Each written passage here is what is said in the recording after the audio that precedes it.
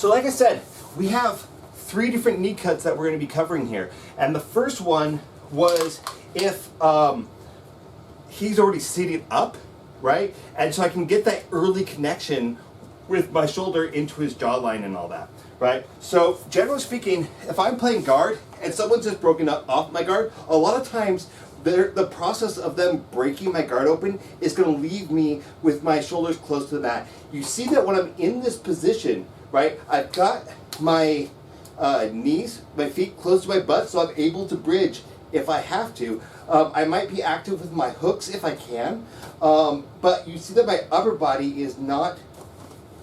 Oh my God, my guard just got opened. What'll I ever do? Like, that's not engaged. And if you're doing that, you know, if you're doing this at any time in wrestling, you just throw it in the towel. You're not wrestling anymore, right? So I'm engaged. I'm ready to move. So my shoulders are up. And again, we just did this video on mat mobility, right? So I'm ready to get mobile when somebody has broken my guard open. So he has broken open his guard, but you know, he's staying active. Wake up.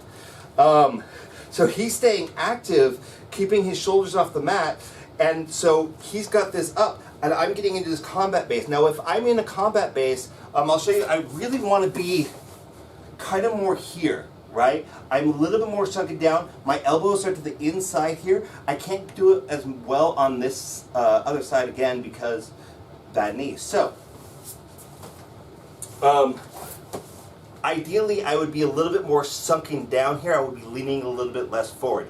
So the first thing I'm going to do is I'm going to staple down that leg just like before. So this is the same outside knee cut, but the thing is he's not sitting up. So I can't connect to him early, and a lot of times he's going to be extending his arms out and trying to frame against me. He doesn't want me to get that head control because right now I'm controlling his hips. Ideally in this pass, I want to control his hips and his shoulder. I'm sorry, he got a little bit out of frame there. So if he is, you know, being a little bit more wise, he's up here in the prayer position. He's not, you know, extending his arms out. So we're just going to go ahead and assume that the first time I show you that he is not extending out, he's not trying to push off. So I want to get the same grip. So I'm going down under his arm, hitting that lat muscle right there, just a little piece of meat there. I'm getting this friction grip, and I want to use my shoulder to push his head this way a little bit, right? And again, I'm going to have my weight out forward, and then I'm going to finish it just the same as we did before, right? So, what can happen here, again, is that people, when you are trying to pass this type of guard, oftentimes, you know, they're like, I don't want you to pass. They're going to either frame up on your shoulders, which a more advanced player will probably frame on the shoulders. Beginners, a lot of times, will try to block the hips. More advanced players, again, will be shoulder and bicep, actually, because they're trying to prevent that underhook to the neck, right, and getting that lat grip, because that's what's going to allow them to complete that pass. So, a couple things that you can do, right?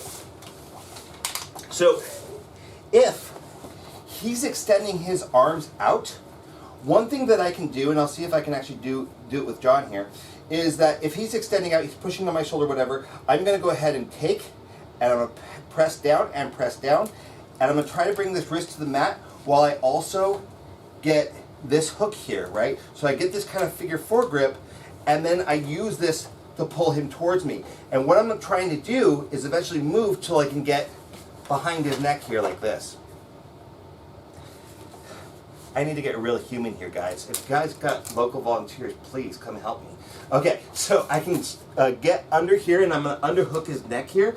And how I finish this is going to be dependent on how much of my arm I can actually get through here. Once I get in here, I actually want to kind of straighten this out. And I don't care so much if he locks me up into half guard here, right? So what I can do, come up here, grab my own bicep, grab his lat, and then I start to belly out and look up, right? And so, because I got a pretty shallow grip here, my forearm is coming up right there, and I'm coming up towards the artery like that, right? And that's kind of what that twist is giving for me. Boom. if I was able to get both legs out, then I can start to sprawl out, and then I push my hip forward, which is going to drive this shoulder into his carotid artery on this side.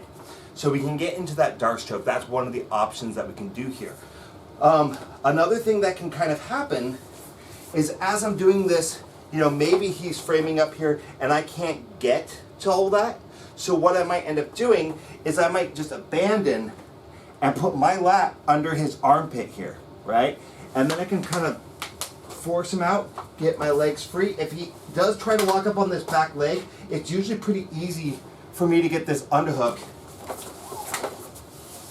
on this leg and palm out like I'm waving out to mom, hi mom. That way I can kind of get my leg free, and then I can switch that grip, step over, and then Superman out onto the mount, right? So that's another option from there. So really it depends on what he's doing, what he's giving me. The key to this is though, even if he's, you know, defending his arms by keeping his arms in that prayer position, in that case, I'm going to go ahead and I'm just going to complete the pass, right? So I want to get that shoulder connection, and I just want to be very careful that I'm not being floppy here. So again, my weight is a little bit forward here, and I've got that post out so that he can't turn up into me, because that's the bigger risk, right? He's probably, because I've got this leg stapled down, he's probably not going to be able to turn into me very well. So, sorry, roll me away. He's not going to be able to take me that way very well. So that's why I'm kind of okay with having my weight projected forward a little bit. And then I can do my big back step, I can put my two knees together, and then I can come down into that side control position. So it really depends on what he's giving me, depending on how I'm going to follow up that particular pass. All right, let's get into the third one.